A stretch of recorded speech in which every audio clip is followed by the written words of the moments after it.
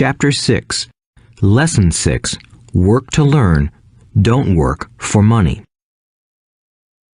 Job security meant everything to my educated dad. Learning meant everything to my rich dad. A few years ago, I granted an interview with a newspaper in Singapore. The young female reporter was on time, and the interview got underway immediately. We sat in the lobby of a luxurious hotel, sipping coffee and discussing the purpose of my visit to Singapore. I was to share the platform with Zig Ziglar. He was speaking on motivation, and I was speaking on the secrets of the rich. "Someday, I would like to be a best-selling author like you," she said. I had seen some of the articles she had written for the paper, and I was impressed. She had a tough, clear style of writing. Her articles held a reader's interest. "You have a great style," I said in reply. "What holds you back from achieving your dream?" "My work does not seem to go anywhere," she said quietly. "Everyone says that my novels are excellent, but nothing happens. So I keep my job with the paper. At least it pays the bills. Do you have any suggestions?" "Yes, I do," I said brightly. "A friend of mine here in Singapore runs a school that trains people to sell. He runs sales training courses for many of the top corporations here in Singapore, and I think attending one of his courses would greatly enhance your career." She stiffened. "Are you saying I should go to school to learn to sell?" I nodded. "You aren't serious, are you?" Again, I nodded. "What is wrong with that?" I was now backpedaling. She was offended by something, and now I was wishing I had not said anything. In my attempt to be helpful, I found myself defending my suggestion. "I have a master's degree in English literature. Why would I go to school to learn to be a salesperson? I am a professional. I went to school to be trained in a profession so I would not have to be a salesperson. I hate salespeople. All they want is money. So tell me why I should study sales." She was packing her briefcase. The interview was over. On the coffee table sat a copy of an earlier best-selling book I wrote. I picked it up as well as the notes she had jotted down on her legal pad. "Do you see this?" I said, pointing to her notes. She looked down at her notes. "What?" she said, confused. Again, I pointed deliberately to her notes. On her pad she had written, "Robert Kiyosaki, best-selling author." "It says best-selling author, not best-writing author," I said quietly. Her eyes widened. "I am a terrible writer," I said. "You are a great writer. I went to sales school. You have a master's degree. Put them together, and you get a best-selling author and a best-writing author." Anger flared from her eyes. "I'll never stoop so low as to learn how to sell. People like you have no business writing. I'm a professionally trained writer, and you are a salesman. It is not fair," she fumed. She put the rest of her notes away and hurried out through the large glass doors into the humid Singapore morning. At least she gave me a fair and favorable write-up the next morning. The world is filled with smart, talented, educated, and gifted people. We meet them every day. They are all around us. A few days ago, my car was not running well. I pulled into a garage, and the young mechanic had it fixed in just a few minutes. He knew what was wrong by simply listening to the engine. I was amazed. I am constantly shocked at how little talented people earn. I have met brilliant, highly educated people who earn less than $20,000 a year. A business consultant who specializes in the medical trade was telling me how many doctors, dentists, and chiropractors struggle financially. All this time, I thought that when they graduated, the dollars would pour in. It was this business consultant who gave me the phrase, "They are one skill away from great wealth." What this phrase means is that most people need only to learn and master one more skill, and their income would jump exponentially. I have mentioned before that financial intelligence is a synergy of accounting, investing, marketing, and law. Combine those 4 technical skills, and making money with money is easier than most people would believe. When it comes to money, the only skill most people know is to work hard. The classic example of a synergy of skills was that young writer for the newspaper. If she diligently learned the skills of sales and marketing, her income would jump dramatically. If I were her, I would take some courses in advertising copywriting as well as sales. Then, instead of working at the newspaper, I would seek a job at an advertising agency. Even if it were a cut in pay, she would learn how to communicate in shortcuts that are used in successful advertising. She also would spend time learning public relations, an important skill. She would learn how to get millions in free publicity. Then, at night and on weekends, she could be writing her great novel. When it was finished, she would be better able to sell her book.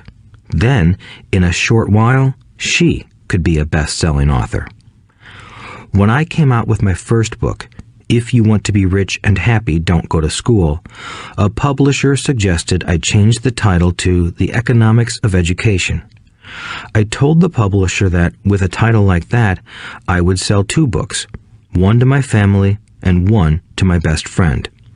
The problem is that they would expect it for free. The obnoxious title, If You Want to Be Rich and Happy, Don't Go to School, was chosen because we knew it would get tons of publicity. I am pro-education and believe in education reform. If I were not pro-education, why would I continue to press for changing our antiquated educational system? So I chose a title that would get me on more TV and radio shows simply because I was willing to be controversial. Many people thought I was a fruitcake, but the book sold and sold. When I graduated from the U.S. Merchant Marine Academy in 1969, my educated dad was happy. Standard Oil of California had hired me for its oil tanker fleet as a third mate. The pay was low compared with my classmates, but it was okay for a first real job after college. My starting pay was about $42,000 a year, including overtime, and I only had to work for 7 months. I had 5 months of vacation. If I had wanted to, I could have taken the run to Vietnam with a subsidiary shipping company and easily doubled my pay instead of taking 5 months of vacation. I had a great career ahead of me, yet I resigned after 6 months with the company and joined the Marine Corps to learn how to fly. My educated dad was devastated. Rich Dad congratulated me. In school and in the workplace, the popular opinion is the idea of specialization. That is, in order to make more money or get promoted, you need to specialize. That is why medical doctors immediately begin to seek a specialty such as orthopedics or pediatrics. The same is true for accountants, architects, lawyers, pilots, and others. My educated dad believed in the same dogma. That is why he was thrilled when he eventually achieved his doctorate. He often admitted that schools reward people who study more and more about less and less. Rich Dad encouraged me to do exactly the opposite. You want to know a little about a lot, was his suggestion. That is why for years I worked in different areas of his companies. For a while, I worked in his accounting department. Although I would probably never have been an accountant, he wanted me to learn via osmosis. Rich Dad knew I would pick up jargon and a sense of what is important and what is not. I also worked as a busboy and construction worker as well as in sales, reservations, and marketing. He was grooming Mike and me. That is why he insisted we sit in on the meetings with his bankers, lawyers, accountants, and brokers. He wanted us to know a little about every aspect of his empire. When I quit my high-paying job with Standard Oil, my educated dad had a heart-to-heart talk with me. He was bewildered. He could not understand my decision to resign from a career that offered high pay, great benefits, lots of time off, and opportunity for promotion. When he asked me one evening, "Why did you quit?" I could not explain it to him, though I tried hard to. My logic did not fit his logic. The big problem was that my logic was my rich dad's logic. Job security meant everything to my educated dad. Learning meant everything to my rich dad. Educated dad thought I went to school to learn to be a ship's officer. Rich dad knew that I went to school to study international trade. So, as a student, I made cargo runs, navigating large freighters, oil tankers, and passenger ships to the Far East and the South Pacific. Rich dad emphasized that I should stay in the Pacific instead of taking ships to Europe because he knew that the emerging nations were in Asia, not Europe. While most of my classmates, including Mike, were partying at their fraternity houses, I was studying trade, people, business styles, and cultures in Japan, Taiwan, Thailand, Singapore, Hong Kong, Vietnam, Korea, Tahiti, Samoa, and the Philippines. I was partying also, but it was not in any frat house. I grew up rapidly. Educated dad just could not understand why I decided to quit and join the Marine Corps. I told him I wanted to learn to fly, but really I wanted to learn to lead troops. Rich dad explained to me that the hardest part of running a company is managing people. He had spent 3 years in the Army. My educated dad was draft exempt. Rich dad valued learning to lead men into dangerous situations. Leadership is what you need to learn next, he said. If you are not a good leader, you'll get shot in the back, just like they do in business. Returning from Vietnam in 1973, I resigned my commission, even though I loved flying. I found a job with Xerox Corporation. I joined it for one reason, and it was not for the benefits. I was a shy person, and the thought of selling was the most frightening subject in the world. Xerox has one of the best sales trainings programs in America. Rich dad was proud of me. My educated dad was ashamed. Being an intellectual, he thought that salespeople were below him. I worked with Xerox for 4 years until I overcame my fear of knocking on doors and being rejected. Once I could consistently be in the top 5 in sales, I again resigned and moved on, leaving behind another great career with an excellent company. In 1977, I formed my first company. Rich dad had groomed Mike and me to take over companies, so I now had to learn to form them and put them together. My first product, the nylon and Velcro wallet, was manufactured in the Far East and shipped to a warehouse in New York, near where I had gone to school. My formal education was complete, and it was time to test my wings. If I failed, I would go broke. Rich dad thought it best to go broke before 30. You still have time to recover, was his advice. On the eve of my 30th birthday, my first shipment left Korea for New York. Today, I still do business internationally, and as my rich dad encouraged me to do, I keep seeking the emerging nations. Today, my investment company invests in South American countries and Asian countries, as well as in Norway and Russia. There is an old cliché that goes, "Job is an acronym for just over broke." Unfortunately, I would say that applies to millions of people. Because school does not think financial intelligence is an intelligence, most workers live within their means. They work and they pay bills.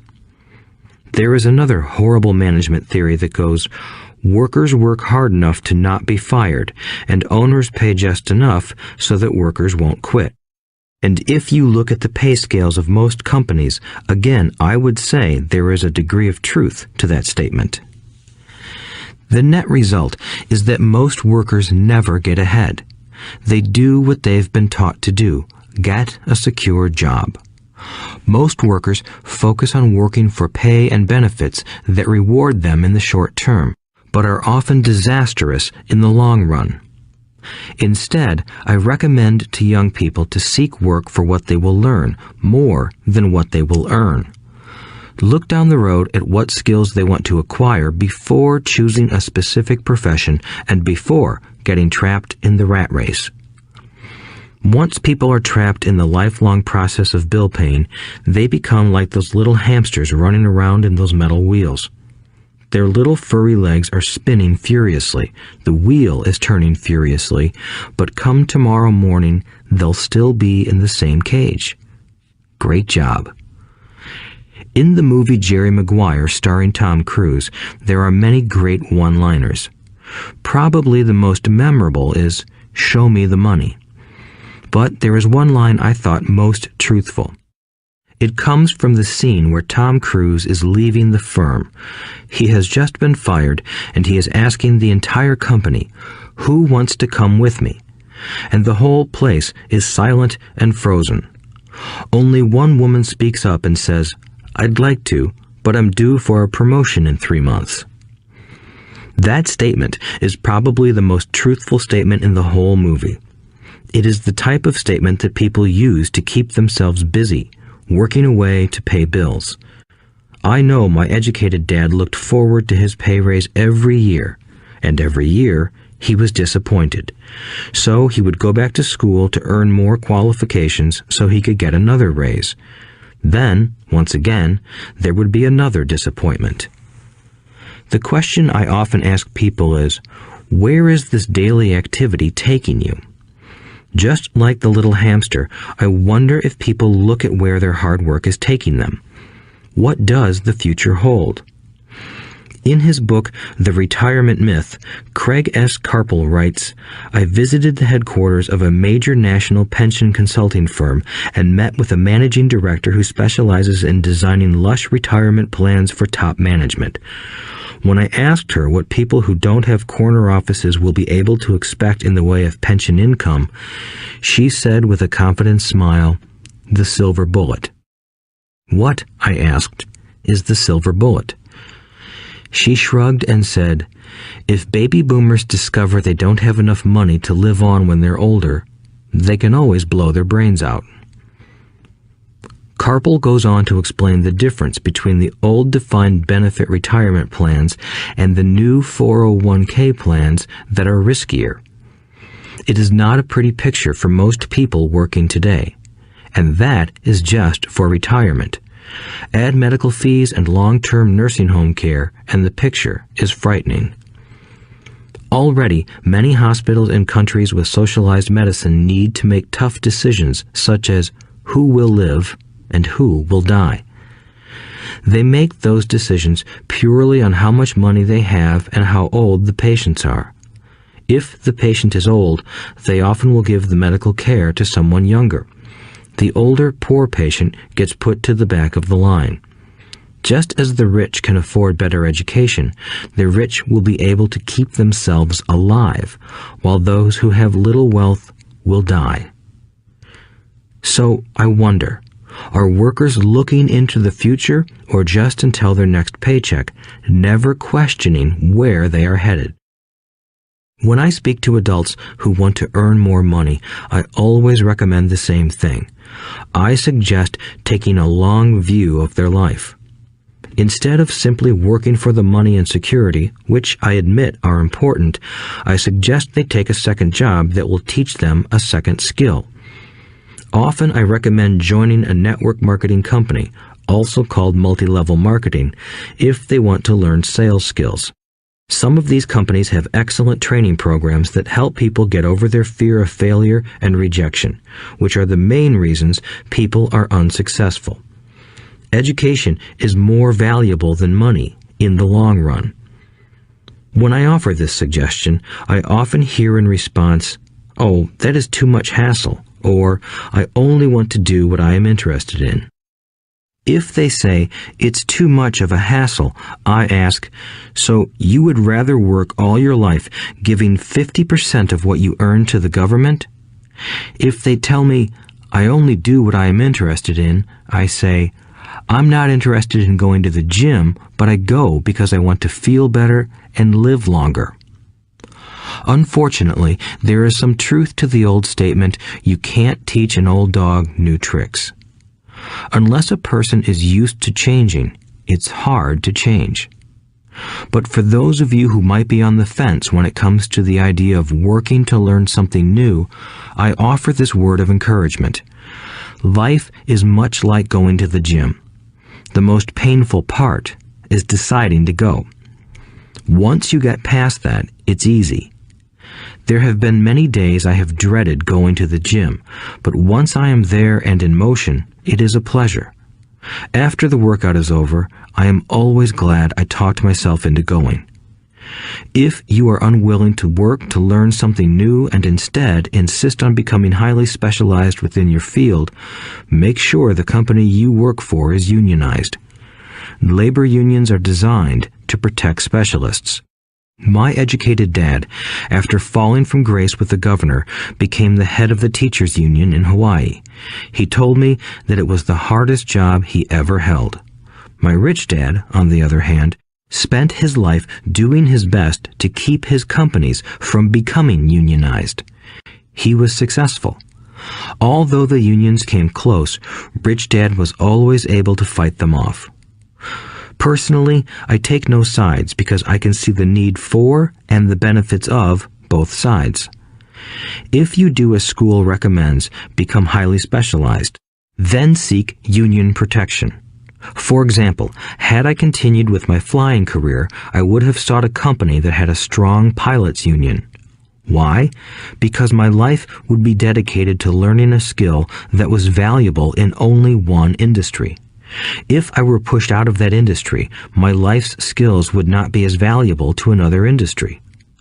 A displaced senior pilot with 100,000 hours of heavy airline transport time, earning $150,000 a year, would have a hard time finding an equivalent high-paying job teaching in school. Skills do not necessarily transfer from industry to industry. Skills the pilots are paid for in the airline industry are not as important in, say, the school system. The same is true even for doctors today. With all the changes in medicine, many medical specialists are needing to conform to medical organizations such as HMOs. School teachers definitely need to be union members. Today in America, the teachers' union is the largest and the richest labor union of all. The NEA, the National Education Association, has tremendous political clout. Teachers need the protection of their union because their skills are also of limited value to an industry outside of education. So the rule of thumb is, highly specialized, then unionize. It's the smart thing to do. When I ask the classes I teach, how many of you can cook a better hamburger than McDonald's, almost all the students raise their hands. I then ask, so if most of you can cook a better hamburger, how come McDonald's makes more money than you? The answer is obvious. McDonald's is excellent at business systems. The reason so many talented people are poor is because they focus on building a better hamburger and know little to nothing about business systems. A friend of mine in Hawaii is a great artist. He makes a sizable amount of money. One day, his mother's attorney called to tell him that she had left him $35,000. That is what was left of her estate after the attorney and the government took their shares. Immediately, he saw an opportunity to increase his business by using some of this money to advertise. 2 months later, his first 4-color full-page ad appeared in an expensive magazine that targeted the very rich. The ad ran for 3 months. He received no replies from the ad, and all of his inheritance is now gone. He now wants to sue the magazine for misrepresentation. This is a common case of someone who can build a beautiful hamburger but knows little about business. When I asked him what he learned, his only reply was, "Advertising salespeople are crooks." I then asked him if he would be willing to take a course in sales and a course in direct marketing. His reply, "I don't have the time, and I don't want to waste my money." The world is filled with talented poor people. All too often, they're poor or struggle financially or earn less than they are capable of, not because of what they know, but because of what they do not know. They focus on perfecting their skills at building a better hamburger rather than the skills of selling and delivering the hamburger. Maybe McDonald's does not make the best hamburger, but they are the best at selling and delivering a basic average burger. Poor Dad wanted me to specialize.